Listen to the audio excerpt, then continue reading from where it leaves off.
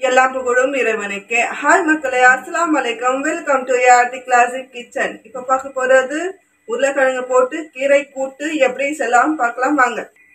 தேவையான பொருள் பார்க்கலாம். பொன்னாங்கண்ணி கீரை ஒரு கட்டு வாஷ் பண்ணி வச்சுருக்கேன்.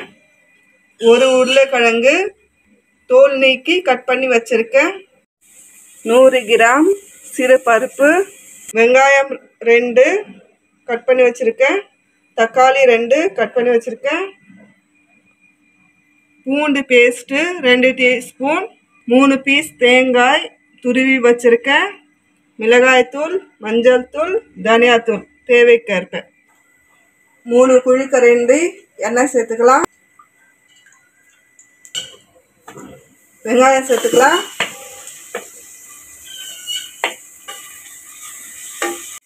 கீரை கூட்டுக்கு தேவையான உப்பு சேர்த்துக்கலாம்.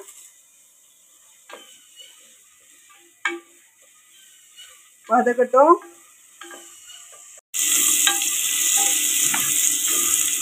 இந்த அளவில் வதக்குனா போதும் வெங்காயம். இப்போ தக்காளி சேர்த்துக்கலாம். தக்காளி மக்கிற வரைக்கும் வதக்கலாம்.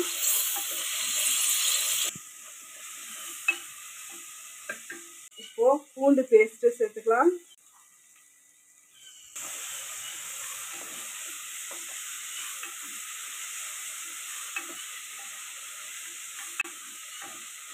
ரெண்டு நிமிஷம் வதக்கட்டும்.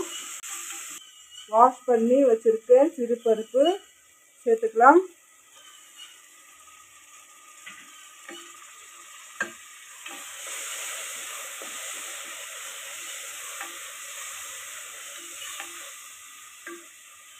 உருளைக்கிழங்கு சேர்த்துக்கலாம்.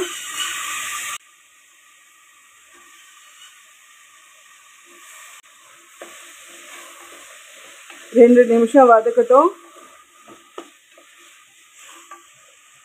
அரை டீஸ்பூன் மஞ்சள் தூள், அரை டீஸ்பூன் மிளகாய் தூள், 1 டீஸ்பூன் தனியாத்தூள். 2 நிமிஷம் வதக்கட்டும். 2 நிமிஷம் வதக்காச்சு. இப்போ கீரை சேர்த்துக்கலாம்.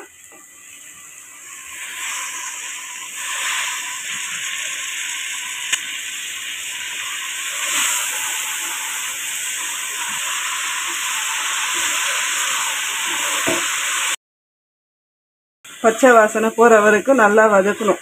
5 நிமிஷம்.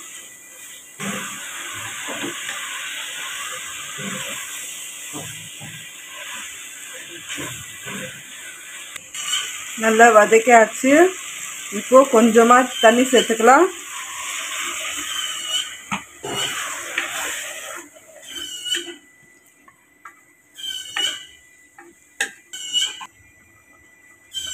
இப்போ குக்கரை மூடிக்கலாம்.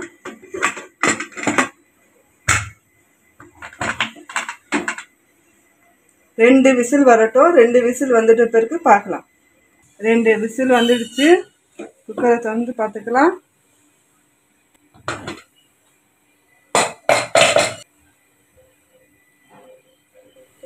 துருவிய தேங்காய் சேர்த்துக்கலாம். குழந்தைகளுக்கு இதே மெத்தடில் செஞ்சு கொடுங்க. சூப்பராக இருக்கும். பசங்க நல்லா சாப்பிடுவாங்க. கண்ணுக்கும் நல்லது.